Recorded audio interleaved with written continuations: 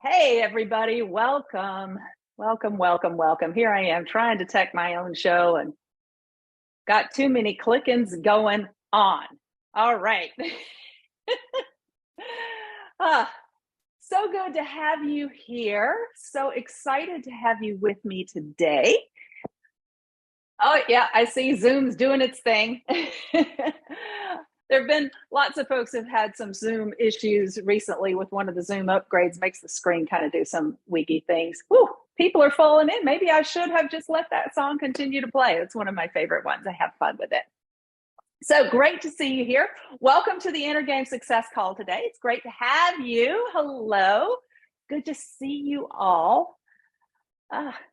And it's interesting because I'm seeing the list of names that's on the screen, which is longer than the Hollywood squares that I'm seeing on my screen, and I'm not quite sure why, but I will deal with that later. So thank you for your flexibility and allowing us to meet at a different time today. So the nice thing about bouncing our times around a little bit is that it allows us to meld into other people's schedules a little bit more. So for those of you who have not met me yet, my name is Martha Wilson. I am a former soldier, spy, and C-level corporate exec, now turned transformational success and mindset coach. So I am all about helping leaders and entrepreneurs do the inner work that makes the outer work. This is all about what is it that makes people tick? And specifically, what is it that's driving you? Because at the end of the day, we talk about mindset, and I in fact use the word mindset because that's a word that people can kind of relate to. They sort of get what that is. They're kind of like, yeah, this is how I'm thinking about this thing as I go into it. So I use the word mindset, but the truth is mindset is a bit of a misnomer. It's a bit of a misnomer because the most powerful things that drive you don't happen up here. They don't actually start up here. Now, we know that when you go to take a step up in your career, in your life, whether you're doing this in the context of an organization or you're doing it in the context of running your own business, the number one thing, in fact, the only thing that is going to limit you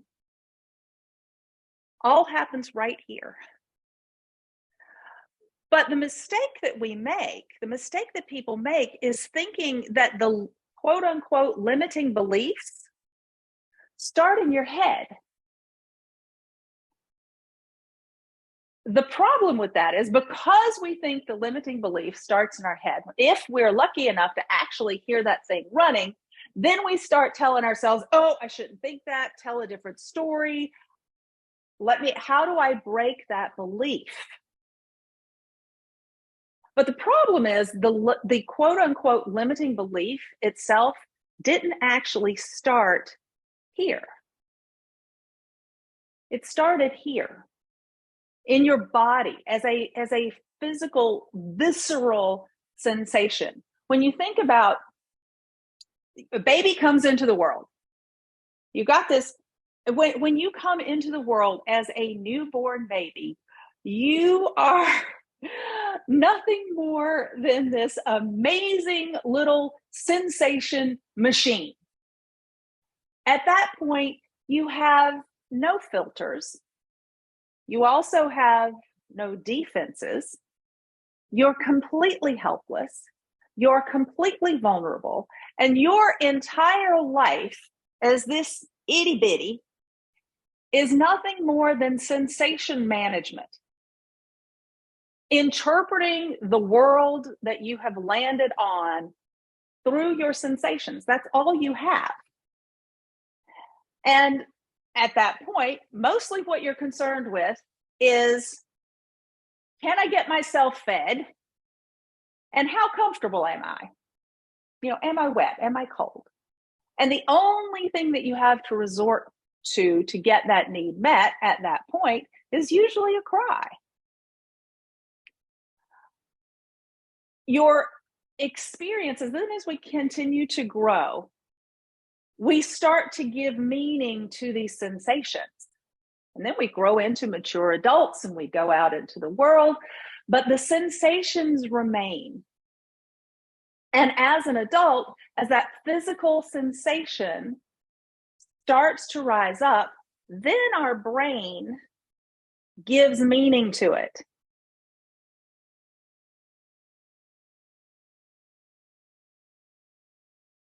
But the thing is, as we grow, sometimes in our heads, the meaning that got assigned to the sensation got miswired. These were things that were never intended to be connected in the first place, but because we were littles and we didn't have the filters, we didn't have a way to sort that out. And now as we become adults, the thing is we forget how to get in touch with what's running in the background. So when we come into a situation, maybe we meet a challenge. Maybe we come into a new situation, a new environment, a new experience that we don't have a framework for dealing with. We don't have a way to get access to it. So it's something new. Maybe we're coming into an experience where it's like, how do I let this in? How do I interpret what's going on with me? So that's why I say that mindset is a bit of a misnomer. A misnomer is because it's really and truly more than mindset. It's actually, how do I, quote unquote, feel about something, both emotionally and actually physically. And the reason I say physically is because the way we define emotion is often our first indicator is how it feels in the body. Only if that's something that doesn't feel comfortable for us, we've been taught to turn that off. So your opportunity here is, how do I crack into that? Which brings me to this concept of limiting beliefs.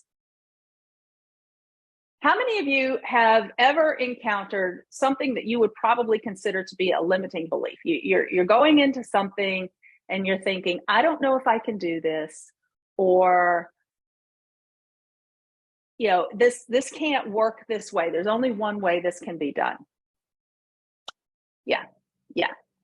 And how hard is it, or more correctly, how hard do you have to work to tell yourself, no, I'm just going to believe. I'm just going to step into it. I'm just going to do it anyway. How hard is that? Sometimes it can be a little tough. So here's my issue. Now, we're going to experiment with one just this morning. We're going to play with one, and let's just pull the string on it and see how it goes.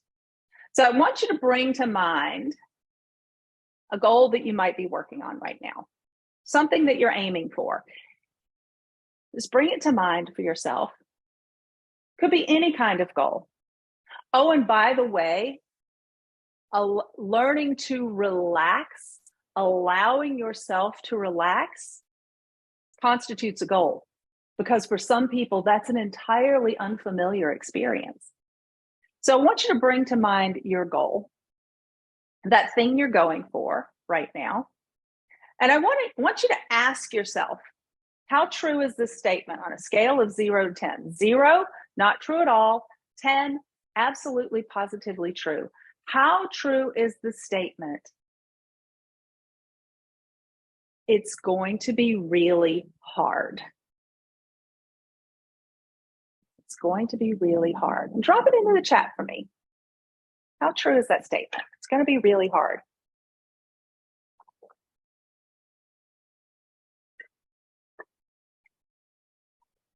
Two. Good. Oh, that's a 7. I don't have my glasses on. I can't see that. 7, 9. 7. Yep. Seeing lots of 7s. If I put my glasses on, it's easier for me to see those. Now, here's the next question. What is the feeling inside when that statement is as true as it is. So, for example, if that statement is going to be really hard, felt true for you at a 7, what's the feeling inside that comes along with that?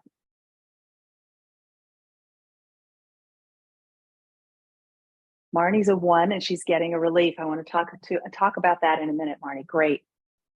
What's the feeling inside?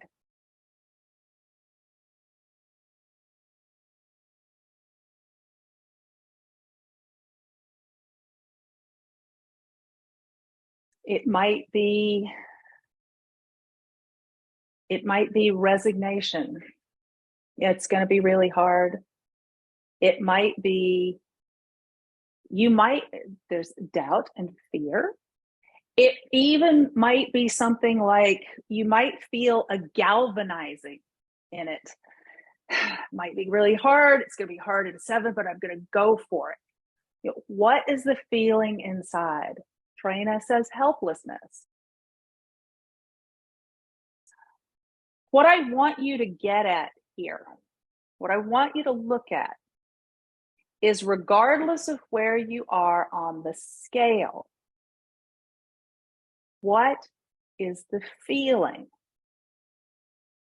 Which is why I want to come back even to Marnie's comment about, oh, I'm a 1. This is a relief. Holy cow. Notice how what's in that relief. What is it showing you? Because what we know about relief means that at some point there was a perceived threat. There was a danger before that. Because what we're doing, this is all about harvesting what is the information, what is driving me, what has driven me up to this point, and therefore, what do I have access to now on the other side of it? Impatience. So you're looking at this goal, it's going to be really hard. You're feeling the impatience. What is the message that also comes with impatience? I really want it. I really want it.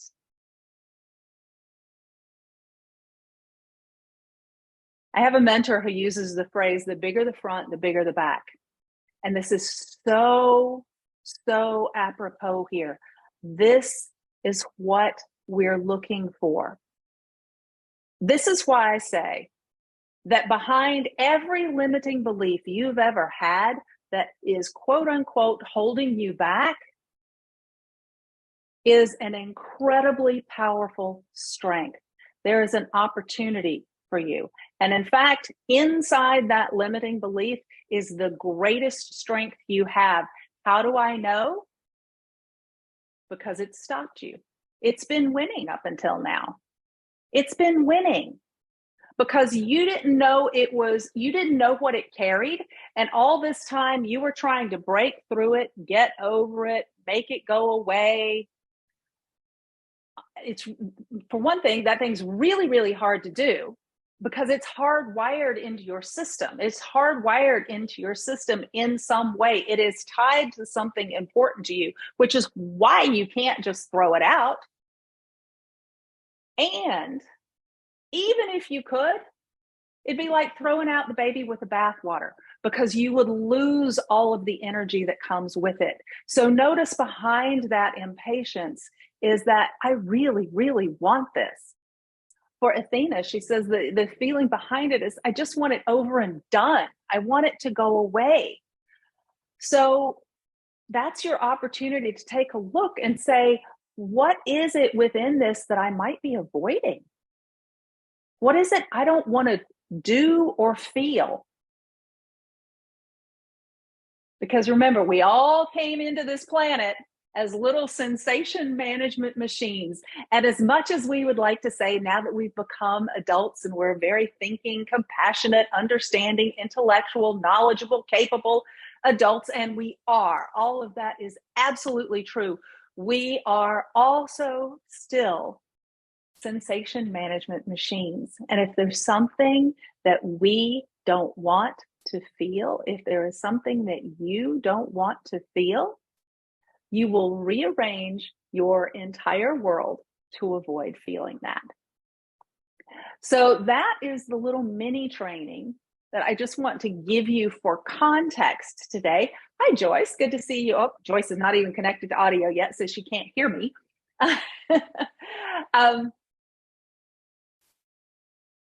So that is the little mini training that I wanted to give you to kick us off today.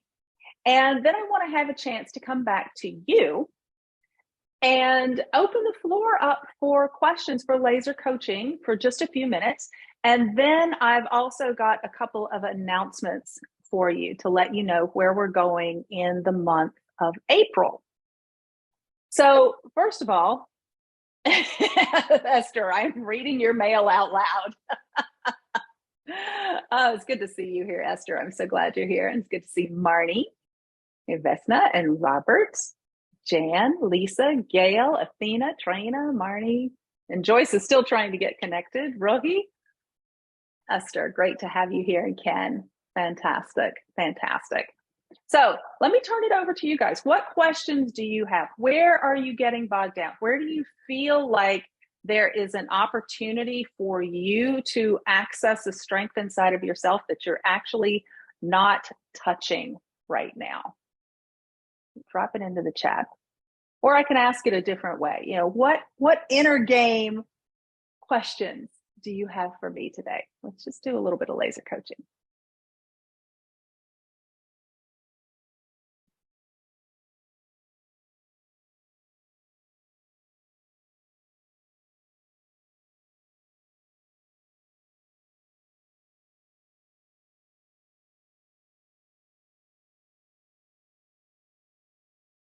Thinking or typing?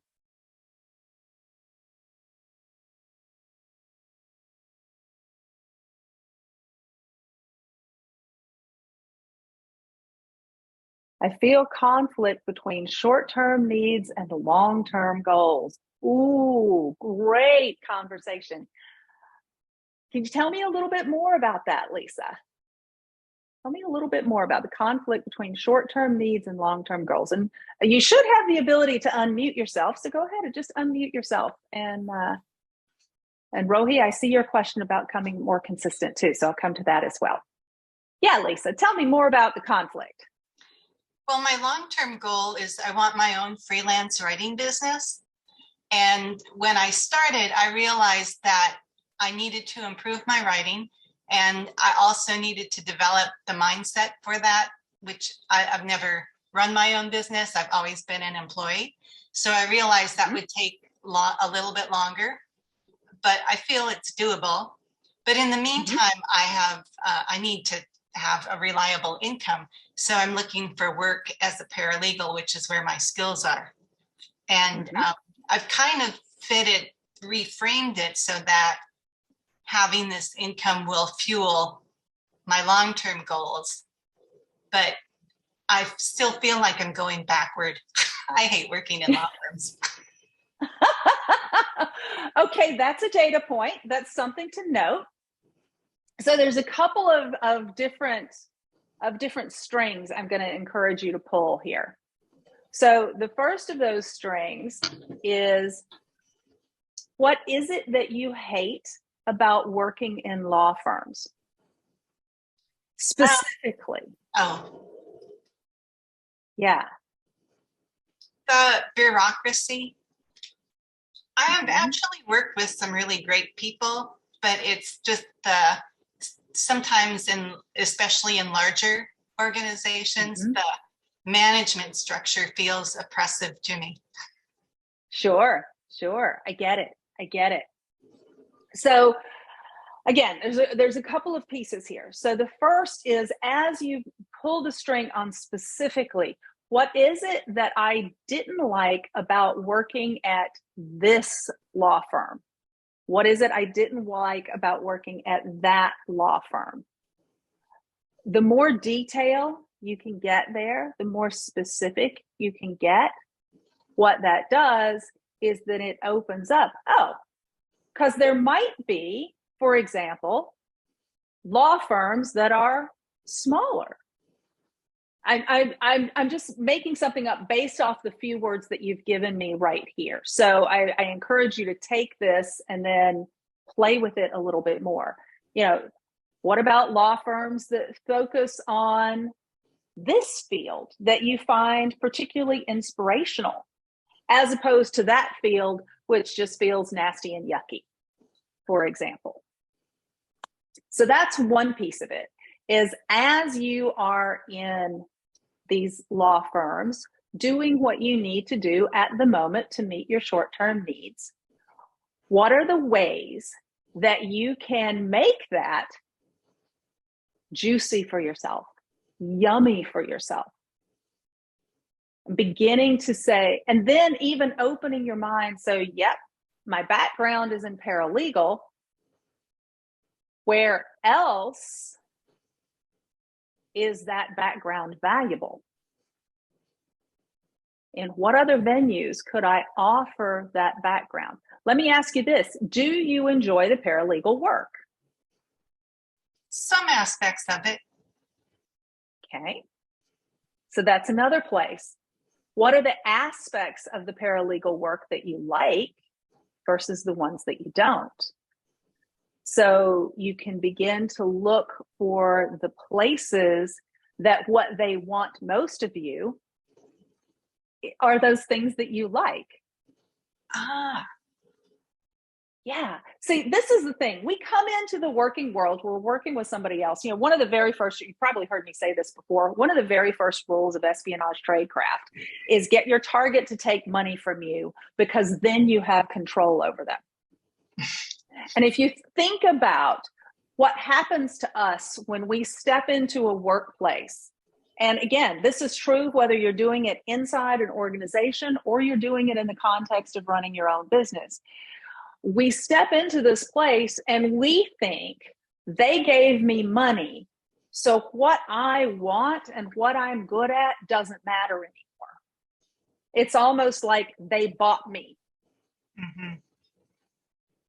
We have an opportunity here to shift from being a commodity that they purchased to being a partner to them, which is you come in and say, these are the things that I'm really, really good at and really love doing, and these are the things that I want to do for you.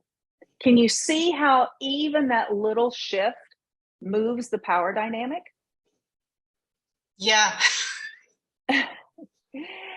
Yeah. So now, and again, when I'm using the word partnership, I obviously I'm not talking about a legal sort of thing. What I'm talking about is you showing up in the fullness of you with the expertise in the areas that you love, and beginning to pull away from those things that, yeah, you've tolerated and you know how to do, but you don't like them.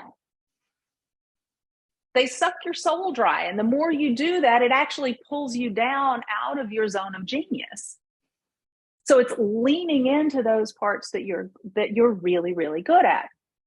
The second piece, or it might be the fifth, I don't know how long I've been talking at this point, but the other part then is to also recognize that you have an opportunity now to use your work to meet these short-term needs as the platform to expand yourself toward your long-term goals. It might be, yep, I'm doing this to earn the money I need to meet my needs so I can do that. And what are the ways that I can do, things that I can do to make it even more fun for myself while I can do it? It might also be, what are the kinds of things that you wanted to write about? Tell me about your writing dream. Well, I do love the area of self-development, but I also do a little bit of tech writing. I like taking topics that are a little bit complex, not too complex, but a little bit, and making them more accessible to people. Ooh. Anybody else in the room hearing what I'm hearing? This is a woman who is working in the paralegal world where ideas and concepts are often really complex. And the poor people who actually need that support have no earthly idea of what this gentleman is talking about. Can you hear the gift and the power that she brings into that workplace? The gift that she could be to the customers who come into to the clients who come into that law firm, who are confused, who are stressed, who don't even know what questions to ask, and her capacity to translate that into simple language that they could wrap their heads around. Anybody hearing that other than me? Let me see. Yeah, Esther's hearing it. Yeah. Gail's hearing it. Rohi's hearing it. Yeah. Yeah. There's a gift you have there. There's a gift you have. So I'm not saying that you want to stay in paralegal for the rest of your life. No. But what I am saying is you can use that venue to even develop your writing even more. So here you thought it was something that was standing in the way of your writing, and that it was just a means of income to fund your writing. But what if it's also an opportunity to hone your writing? That's, yeah, I can really feel that shift. That does change. I mean, I was personally feeling kind of powerless, and now I feel like I can work with it. I mean, and I haven't even begun to fully explore how that can be, but I feel it's possible now. Yeah. Yeah. There you go. Go you. Good work, Lisa. Yay. You. Yay. You're welcome. You're welcome. Good job. Yes. Who else got something from that conversation with Lisa? Who is seeing something for themselves in that conversation with Lisa? Yeah, awesome. Awesome. Fantastic. All right, I want to come back up here to Rohi's comment. Rohi's saying, how do I become more consistent? Tell me more about that. What do you mean consistent with what? Inconsistent. I need a little more info, Rohi. You can drop it in the chat, or you can unmute yourself, turn your camera on, whatever's good for you. Oh, Esther's like, yeah, legal cliff notes for us common folks. Ooh, love it. Are you there, Rohi? There you are. Yeah. Tell me, what do you mean by being more consistent, and more consistent in what? Particularly with my meditation, it's been my top priority to meditate every day since the past year, but somehow I've just not been able to manage to meditate every day. And I've realized now that the most important reason is that I just get distracted. And when you find... I'm not sure that's the whole answer. And when you notice yourself getting distracted, what do you say to yourself? What's going on inside of you? Sometimes I get so distracted that I'm not aware that I'm distracted. And then it could also be, procrastination, and maybe because meditation is so important to me, paradoxically, I'm not doing it. I wonder if that could be it. Because I decided to make that my top priority for a long time now. And surprisingly, I'm not able to do it. Even today, I've not been able to meditate all day. Even though I tell myself, okay, I won't do anything until I finish, 1 hour or 2 hours of meditation. And I've made these resolutions now for quite a long time, more than a year. It's almost embarrassing. So, a couple of things that I would invite you to consider. So, I want you to imagine for a minute that there were a little 4-year-old boy Okay. And this 4-year-old boy really, really, really wanted to play baseball, for example, wanted to play Little League Baseball. And he actually really likes Little League Baseball. And he wanted to get better at Little League Baseball. So the Little League Baseball coach took that child and he said, "You're going to play baseball for 4 hours every single day. Okay. You're going to do it. You didn't do 4 hours. You only did 2 hours today. And furthermore, you didn't practice right." How excited do you think that 4-year-old would be about baseball? Yeah, not at all.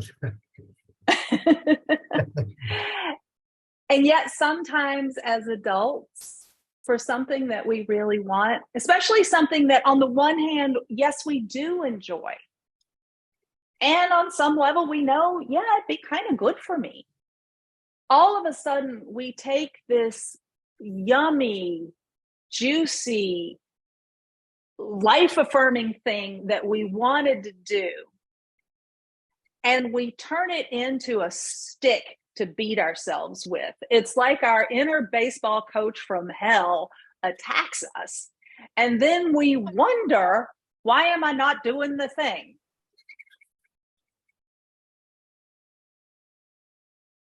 So rather than fighting against it and punishing yourself for it, you might play with, what's actually going on? What if I give myself a little bit of a break? What if in my quote unquote meditation today, my job is to watch my brain do the fun things it's doing? What if my job in meditation today is, rather than quiet my mind, but it's to be entertained by the rabbits it's chasing?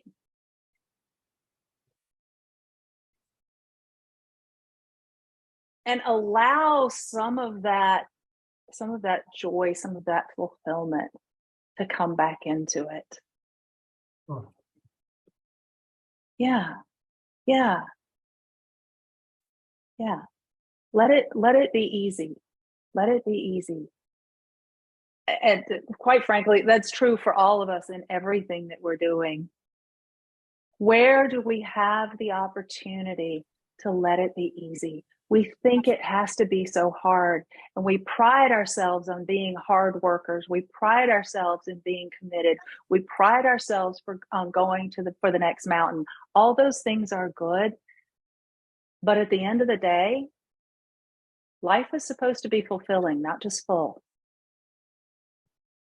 Ultimately, what we're after is the joy, is the juice. That is the place where we make the difference. We don't make the difference turning ourselves into slaves, even to ourselves. The place that we make our difference is standing in that fullest version of us, of pulling the joy. I firmly believe that we all have the same purpose on this planet. And that purpose is the highest pursuit of the next level of joy. Because as you pursue that joy, your mission, that work in the world, the difference that you're here to make, that has the opportunity to come out. But when we are driving ourselves with a stick, now all we're doing is shoving ourselves into somebody else's mold, which makes us, look like a lovely platoon of robots, but we can't make a difference from there.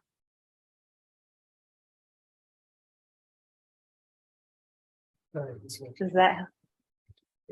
I have just another follow-up question. Uh-huh. How do we avoid getting distracted? You don't. It's called being human. You don't avoid getting distracted. What you do, and that's what I mean when I say allow your mind to see the distraction, because as soon as you say don't get distracted, what is the very first thing you're going to do? Yeah, you're going to get distracted. Yeah. It's the mind has no way to process a negative. So we can focus. I want to focus on this for a period of time. And that's why I'm actually encouraging you to play with focusing on distraction and see what happens. Because I think you're going to be surprised. The other thing to recognize is that it is in distraction, particularly as we are in our very, very busy professional worlds. A lot of things coming at us. We're handling a lot of things. We're dealing with a lot of things. As we're in that very busy professional world, when you sit down to meditate, when you go out for your morning walk, whatever it is, we all have some form of that. Others of us, it's when you lay down in the bed and your mind starts racing, and then we get frustrated with ourselves because we're distracted or we have these spinning thoughts or racing mind. The part that we're missing is that experience is actually your brain doing the cataloging. That distraction is where your brain is taking all these things that are coming at you, and it's like, hang on a second, I got to figure out what to do with this. I got to get this organized. This goes in this drawer, this goes in this drawer, this goes in this drawer. So by giving yourself permission to focus on the distraction, what you're also doing is you're giving yourself an opportunity to see how your system works. Yeah. Thanks a lot. You're welcome. You're welcome. So glad to have you here, Rohi. Who else could see themselves in that conversation? Andrea's like, yeah, me. Awesome. Great job. I want to come back over here, hit some comments. Let's see. Athena's like, I would like to apply for promotion in the next 9 to 12 months, but feel the need to finish more of my current projects because they might fall apart when I leave, or I might leave it in a mess for the person to take over. I need to draft a plan that's realistic about what I can do and what I need help with. I love the project I have, but there are too many to keep up with. Yeah, that's the overwhelm and the overload, right? Mm-hmm. One other piece I want to add in here for you, Athena, is I love and respect the sense of responsibility that you bring in to applying for that promotion and wanting to finish up their current projects and bringing them to fruition. And also begin to notice what's driving that need for completion. I'm not telling you to flake out. I'm not telling you not to keep your word. That is not what I'm saying. What I am saying is that for highly accomplished, highly successful people like us, sometimes we bring in additional aspects that are not necessarily ours to do. So it's looking at both and. It's looking at both and. The other thing that I would say is notice if, and in true confessions here, I want to point out that the other thing I'm seeing in that is a sense of loyalty. Loyalty, who would agree that loyalty is an admirable quality? Show of hands. Yep. I think we would all agree that loyalty is an admirable quality. Up to a point. When is your loyalty to someone else impacting you, holding you back? I've done the same thing. Stayed in places a little bit too long out of loyalty, but it held me back. And here's the part. When you do that, over time, the resentment is going to start to build, and that serves no one. So I just encourage you to kind of keep an eye on that. I'm just going to run through the rest of these quickly because I've got a couple of housekeeping items for you, and then I'm going to send you off into your day. Gail says, I allow small things to get or keep me stuck and struggle less with the big ones. Keeps me going in circles, so don't pull the trigger on publishing or whatever the final piece should be. Yes, this is a conversation that, in fact, I was having in another group just yesterday. It's the idea of static versus active procrastination. So static procrastination is the traditional procrastination that we are all familiar with. It's that static inertia. It's nothing's happening. You're plopped yourself down on the sofa. You got Ben and Jerry's in one hand, red wine in the other, and Netflix flickers on the TV, and your to-do list is right over here. And it feels like I've got a ticking time bomb right on the top of it. But you're not doing anything in spite of your best efforts. And you're standing there screaming at yourself with your inner baseball coach from hell, get up, do the thing, do the thing, do the thing. And nothing's happening. But there's another kind of procrastination. And this one is a little bit more insidious because it's what I call the active procrastination. It is the active inertia. You're really, really busy. You're doing a lot of things. Often they are a lot of things directly related to your business, your book, your project, whatever you're working on. But it's not the important things that will actually move the needle for you. That is the active procrastination. And the worst part about active procrastination is that it actually, because you're working so hard on these other things, you feel like you're working really hard and you're not actually moving the needle. And then what starts to happen is you start to think there's something wrong with you. Like, maybe I'm not cut out for this. Maybe my work's not good enough. Maybe this will never happen. And it's you start to doubt yourself. So the piece is, so as I look at your comment here, I notice that it seems that you have identified that pulling the trigger on publishing something or whatever that final step might be, that is the place that you want to focus. And the question you want to ask yourself is, what's in the way?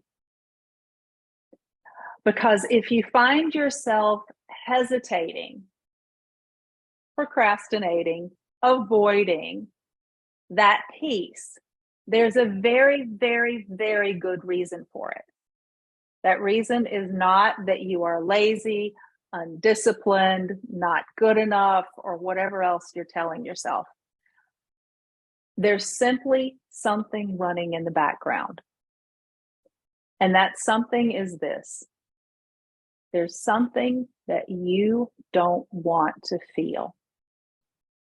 There's something on the other side of that you don't want to feel. When you have the opportunity, when you take the opportunity to really focus in and say, what's the thing I'm afraid of feeling? As soon as you see that, it falls away. It falls away. Sometimes it takes a little bit more processing, but that is the piece that I offer you, is to begin to look and simply ask yourself, I'm going to use the example, if I push this button, if I push publish, what is the thing that I don't want to feel? Okay, awesome. Great job, guys. Great job. All right, cruising through the rest of the comments here.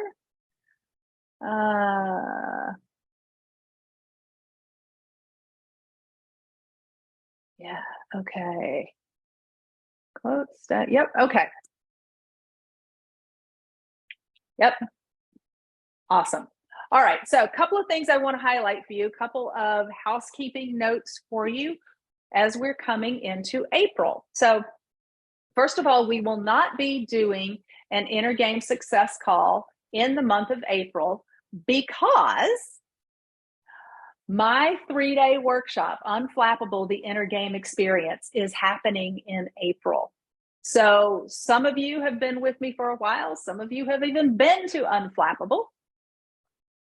So if you already know, well, first of all, what is Unflappable? Unflappable is a 3-day immersive experience where we actually go through processes to do some of this work that we've been talking about. So day 1 is focused on all about fulfillment. You know, what is it that you need to pull in that fulfillment into your life? Looking at some of the work, in fact, some of the exercises that I was talking to Lisa about how do you pull these strings on these elements of your life and bring more of the things that you're good at, the things that you love, the things that matter most to you.